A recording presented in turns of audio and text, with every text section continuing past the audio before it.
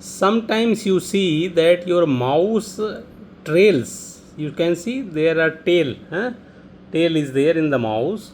And if you want to enable or disable this, you need to go to settings. Okay, and mouse settings you can go, just search mouse settings, you will get the mouse settings, and here is the mouse settings option you will get. Okay, so after going to mouse settings, you need to scroll down little bit below.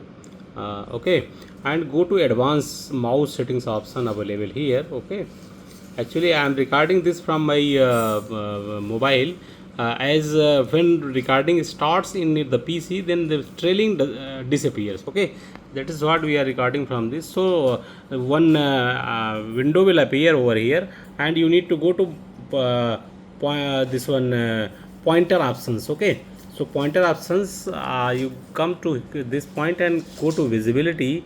Here you will see that display pointer trail is on. Okay, if you disable this, then the trail goes away. Okay, just apply it and click OK,